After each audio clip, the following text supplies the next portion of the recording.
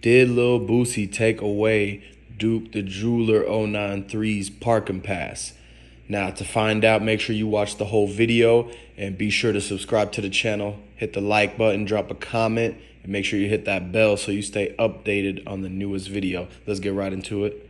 Yeah, before Duke the Jeweler even went to the concert, he made sure he got his ticket and everything digitally sent over from Boosie and his team. Like, the fact that they invited him, he had everything all ready to go so that when he got to the concert, all he has to do is scan it in and it should be smooth sailing. There should be no problems. But as soon as they get to the gate, it's like they get turned down. Duke the Jeweler gets turned down from parking in like what seems to be the safest location you can. And it looks like he tried to even show his ticket and it said he had the correct parking section and everything. It was assigned. You had a section. If you pulled up with the celebrities, you pull up, you show the pass, and they're supposed to really just scan it, let you in, and hit on the clicker that they have another person in the venue. Like, they're taking tally of how many people are in, how many people are out. And so, but I don't know why when it came to Duke the Jeweler, like, they turned him down. He showed the parking pass. It was the right section. It said it was the VIP, the valet, the up front, right? In the secure area. And they still were like, no, you can't come in. So it seems like somebody had already made their mind up. Like, people had already had their minds made up on what was going to happen, who was going to be allowed into that parking area, who's not allowed in that parking area. Because if you really look at it, it's like, why are they treating Duke any different than anybody else that was coming in there? Because when you look at the backup dancers, the drummers, the DJ, they didn't get denied. They got to park in the secure area. They got to park in the VIP. They got to park backstage. But when it comes to Duke the Jeweler, for some reason, it's almost like everybody already knew what was up, that he was going to come with $1 million anyways. And so really a lot of people had already known what he was going to come with and what was about to transpire. That's why it seems as if everything just fell apart. Like, the parking situation fell apart. The fact that the guys were watching him at the dice game, and then the same people allegedly who had pulled up on him in that parking garage. Like, why did he even have to park into that spot? There's a lot of other areas. So they really directed him to a specific spot. And when you look at that picture that came out of his red truck and him just there, like, down, literally you could see his leg peeking out. And that's when you notice, oh, this is definitely a setup, because he was boxed in. Like, the parking spaces was a tight space. He already had a truck and they knew this. So the fact that they made the man in the truck park in a tight space, when the other guy's truck pulled up, it was like he was boxed in. So they really just waited for the right moment. Like, they waited the whole night. And I think they even had stalled him, because Duke was going to leave. He was probably going to leave the concert like when it was almost over so he could beat the traffic. But they were stalling everybody. They were like, nah, nobody leave yet. Nobody leave yet until Boosie's leaving. And we all going to go out as one unit. But they weren't acting like a unit. They already singled out Duke. And so it was really like they knew that he was the only person that parked in that section. And everybody else, when they get that big group text message saying to leave, everybody was going to go out. But 99% of the people, they were going to go out the door Boosie was going out of, because they all got let in the VIP section. And that 1% that wasn't able to go out that section had to go out the side door in the parking lot next to him. That was Duke. Duke was the only one that had got told that. Out of all the people, not even the cameraman had to park where Duke parked. And so when you really look at it, as soon as they told everybody, okay, Boosie's leaving, everybody leave now, we're going to update with, the address of where the after party is. And so they were looking to find a club or a hookah place or whatever to do the after party. And so that's why they told everybody, just wait in your car, wait for the traffic, wait in your car. And so Duke waited for the message. He went out. As soon as everybody started leaving, he went out, and it was already basically like the play was already being ran at that point, to where they were like, okay, the text just went out telling everybody to go to their cars. And so that's when the guys that were watching Duke, as soon as they saw that door swing open for him to walk out that back area and go towards his car, that's when they pulled up. Like, you got to understand that he should have been able to be in a better spot, like, or at least on the rooftop, because there's an elevator from the rooftop that goes right to it, but it's still the same situation. They would have found him.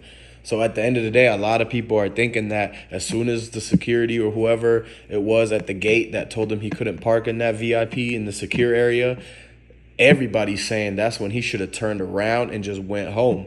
And it makes sense that he should have just turned around and left, because when you look at everything in totality, it's like nobody was buying the chain from him at that moment. If they didn't buy the chain from you at the dice game, and they didn't buy the chain at dinner or any of the places that they hung out, then they're not really going to buy the chains at the concert either, because there's way too much stuff going on where the concert is already last minute. That's the place where you want to wear the chain. So really, it looks like they just had him bring everything each day of that weekend, leading them on to thinking that he was going to make a sale or somebody was going to order the Cuban links.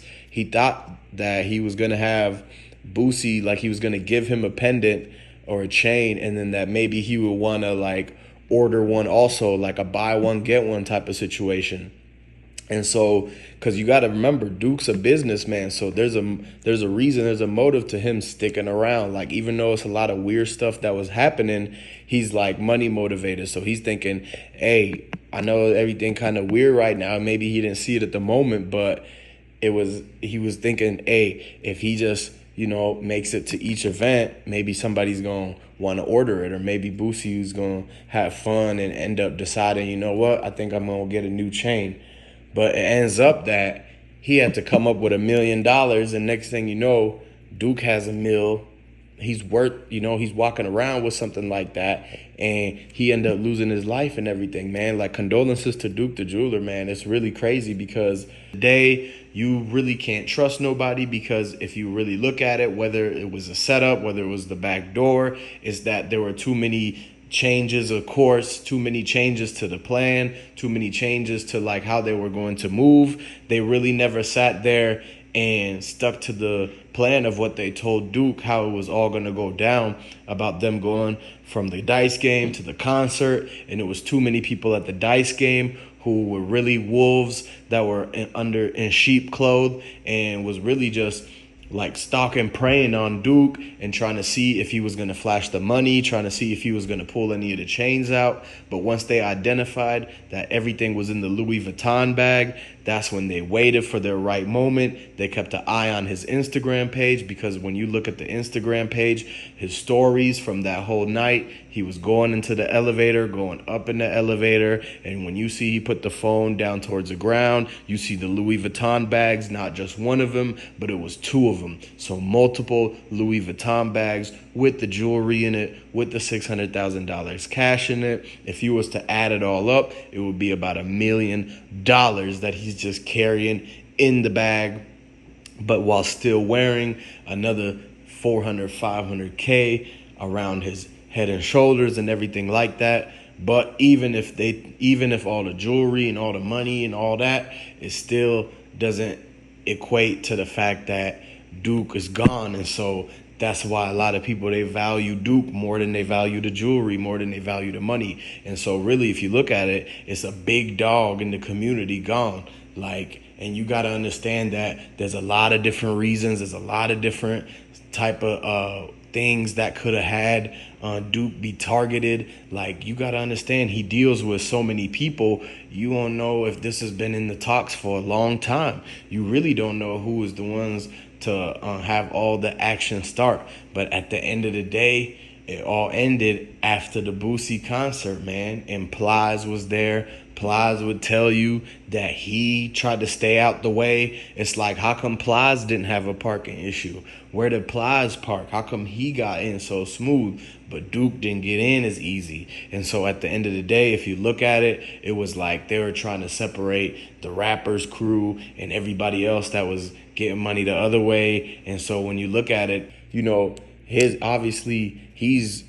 life should be cared more about than the jewelry and the money and everything like that. But unfortunately, with the way everything turned out, they basically stuck him up and took the jewelry, took the money and everything. Like, everything was done for some silly reasons, man. And it shouldn't have to come down to that. But, it's a crazy world. You really can't trust nobody at all these days. And so for that reason, everybody's continue to keep eyes on the lookout and subscribe to the channel. And make sure you hit that like button, comment down below, and I'm going to catch you on the next video.